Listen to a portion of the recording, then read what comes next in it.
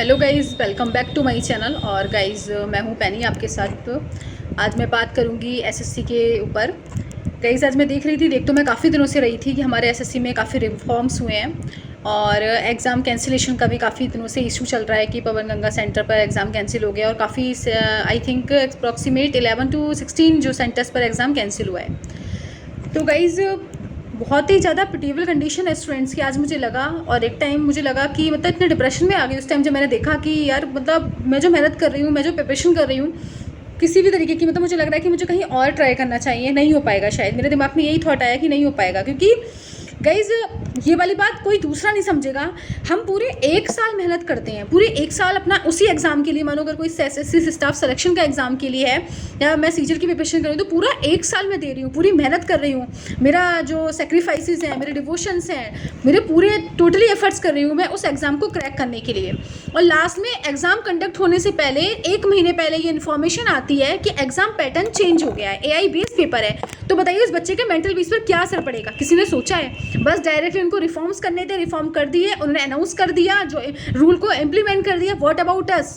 Have they ever thought about us? Have they ever thought about the aspirants कि what will they do? What will they do at the last moment? Guys उन्होंने कभी सोचा, उन्होंने हमारे इस दर्द को महसूस किया कि हमारे साथ क्या होगा जब हम ये सारी चीज़ें देखेंगे? क्या हम रिफॉर्म्स को विद इन 1 मंथ एक्सेप्ट कर पाएंगे? क्या हम उन चेंजेस को 1 मंथ एक्सेप्ट कर पाएंगे या फिर हम अपना आउटपुट दे पाएंगे? 1 मंथ में हम क्या प्रिपरेशन कर पाएंगे? यार गवर्नमेंट जॉब की प्रिपरेशन करना मेरे समझ नहीं आता।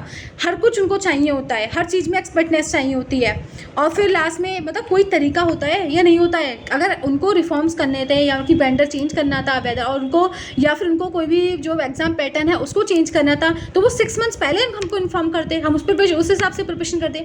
अब लास्ट मोमेंट पे बता रहे हैं कि जीके में ऐसे पेपर पैटर्न हो गया, रीजनिंग में ऐसे पेपर हो गया। हम 1 मंथ में रिवाइज करें या न्यू चीज़ें पढ़ें? समझ नहीं आता। मतलब क्या चल रहा है? बच्चों को हल्के में ले रखा है क्या? बच्चों के 4-5 साल ऐसे ही लगाने हैं। किसी का लास्ट साल होता है, उनका क्या होगा? बच्चों के दर्द को ही नहीं समझा जा रहा है बिल्कुल भी। अपने मनमानी करी जा रही है। कुछ हम भी चीखने वाले, हमारी आवाज़ को क्यों बंद किया जा रहा है? हमारी बात सुनने वाला कोई क्यों नहीं है? मेरे समझ नहीं आता इस बात पे। तो गाइज़ मैं गुजारिश करती हूँ गवर्नमेंट से कि हमारे स्टूडेंट्स का भी कुछ ख्याल रखिए।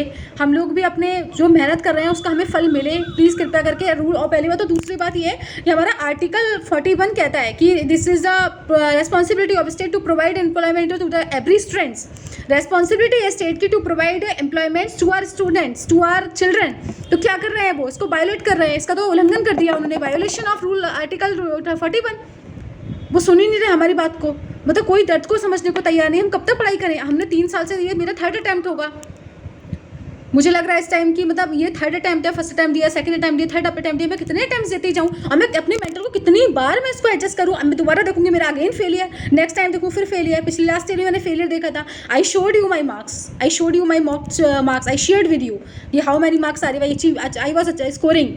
और late the last moment you know well, मतलब समझ नहीं आता। फिर लास्ट में भी यही हुआ था, आप लोगों ने देखा भी होगा। लास्ट में भी यही वाली बात बोलती थी कि उनके धांधलेबाजी हुई है, चीटिंग हुई है हमारे साथ। तो भाई ये हमें क्यों भुगत रहे हैं? इन सारी चीज़ों पे ऑनेस्टी के साथ क्यों नहीं काम किया जा रहा है? मतलब सच में इम्पार्शलिटी क्यों नहीं है लोगों के साथ में? मेरे खुद समझ नहीं आ रहा। हर जगह क्यों धांधलेबाजी है? क्यों गवर्नमेंट क्यों नहीं कुछ कर रही है?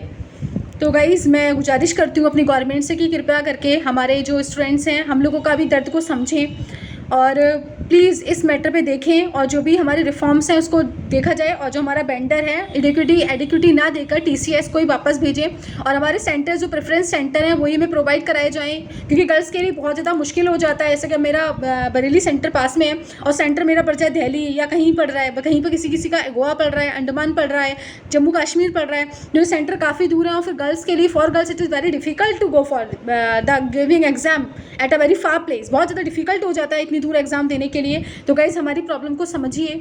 और किसी गर्ल्स का लास्ट ईयर भी हो सकता है, ऐसा नहीं है, क्योंकि that's not with me, but और अदर गर्ल्स के साथ ऐसा होता है कि लास्ट ईयर भी हो सकता है, they are not unable to give other exam, next exam. So please understand our pain और प्लीज़ सपोर्ट अस। मैं अपने जो सीनियर टीचर्स हैं उन लोगों से भी गुजारिश करती हूँ, उन लोगों से भी सपोर्ट मांगती हूँ कि प्लीज़ सपोर्ट अस, हमारी हेल्प कीजिए और हमारे लिए आवाज़ उठाइए। और मैं नीतू मैम और आदित्य रंजान सर, इन लोगों का भी थैंक यू बोलती हूँ कि इन लोगों ने हमारे लिए कैंपेन किया, जिन्होंने हमारे बारे में बहुत ज़्यादा सोचा। तो थैंक यू फॉर देम। और please sir and ma'am support us और हमारे दर्द को सुना चाहिए, मैं ये सरकार से गुजारिश करती हूँ। Thank you and have a nice day. Thank you.